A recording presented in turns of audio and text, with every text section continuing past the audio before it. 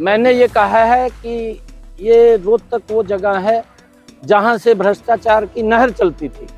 नौकरी के अंदर बोली लगती थी, राज दरबारी को लोग देखते थे, पूरा गांव जाता था एक बच्चे को नौकरी लगवाने के लिए, पूरा गांव निकलता था, फिर रेट निकलते थे। अगर गरीब व्यक्ति कोई पैसा नहीं देता था तो नौकरी नहीं लगता था, नौकरी से रह जाता था।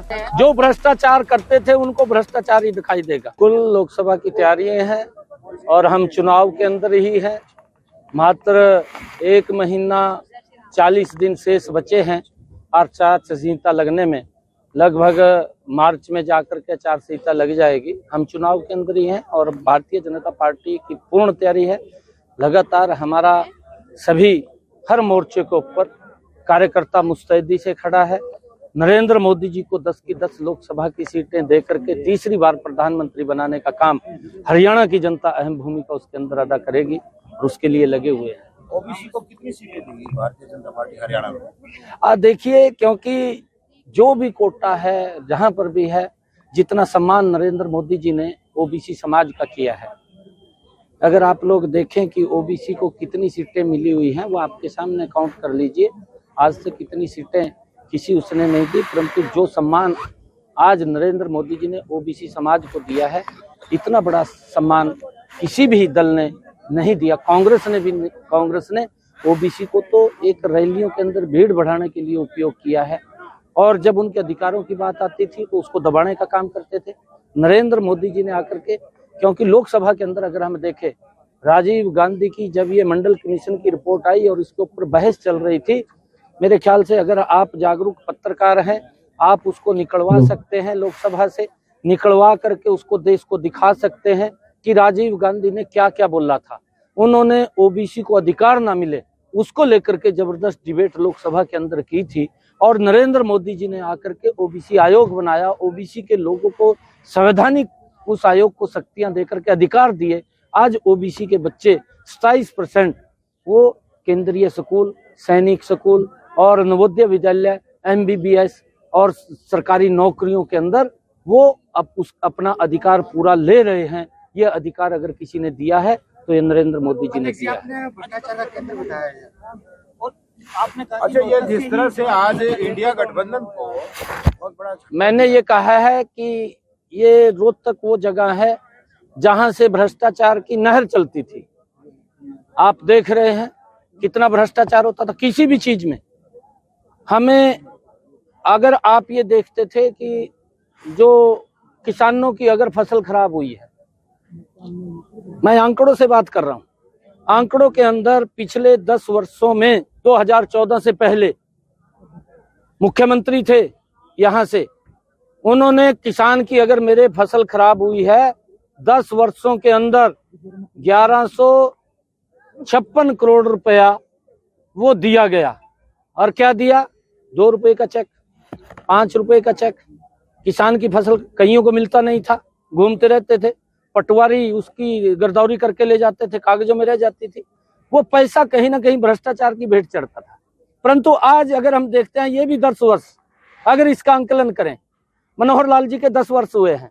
मेरे किसान की अगर फसल का खराबा हुआ है तो आज इन 10 वर्षों के अंदर 11,000 करोड़ रुपया प्रधानमंत्री फसल बीमा योजना के माध्यम से आदरणीय मुख्यमंत्री मनोहर लाल जी ने डायरेक्ट किसान के खाते के अंदर पहुंचाने का काम किया। ये कहीं ना कहीं भ्रष्टाचार होता था।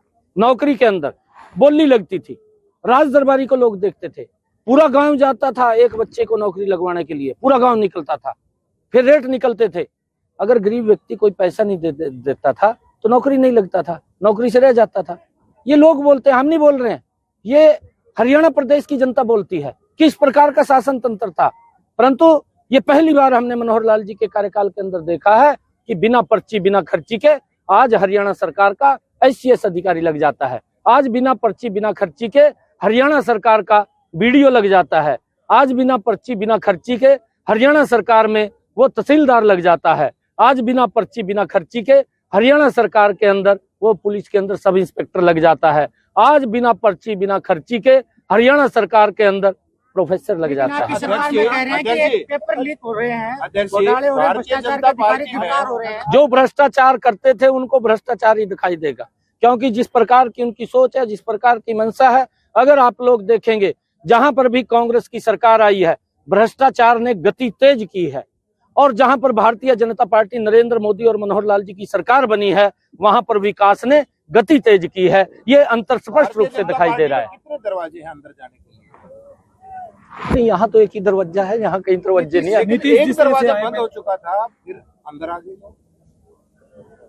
नहीं, देखिए, क्योंकि अब मैं उसके ऊपर कुछ बोल नहीं सकता, और जो व्यक्ति, क्योंकि वहां का मुख्यमंत्री है और उसने भी रिकॉर्ड बनाया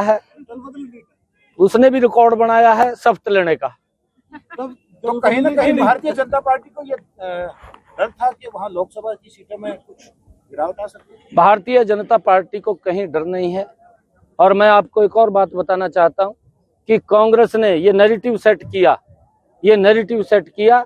अपने आप, कांग्रेस के ही नेताओं ने सेट किया था कि भाई राजस्थान तो बीजेपी को जा रहा है, मध्य प्रदेश में टक्कर है, छत्तीसगढ़ हमारे पास आ रहा है और मध्य प्रदेश भी हम ले लेंगे।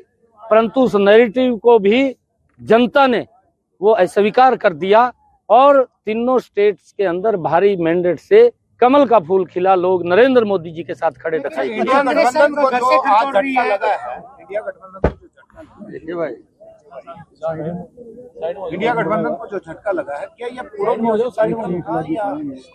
भारतीय जनता पार्टी की एक रणनीति के तहत? नहीं, देखिए, ये बेमेल इनका इंडिया गठबंधन का वो गठबंधन है, कोई इंडी जो गठबंधन है वो बेमेल है। उसके अंदर जो लोग हैं वो सभी देश के लोग उनको जानते हैं, उनके चरित्र को भी जानते हैं, उनके करैक्टर को भी जानते हैं, और जो इंडिया गठबंधन इसके अंदर आए हैं वो अपने बचाव के लिए आए हैं।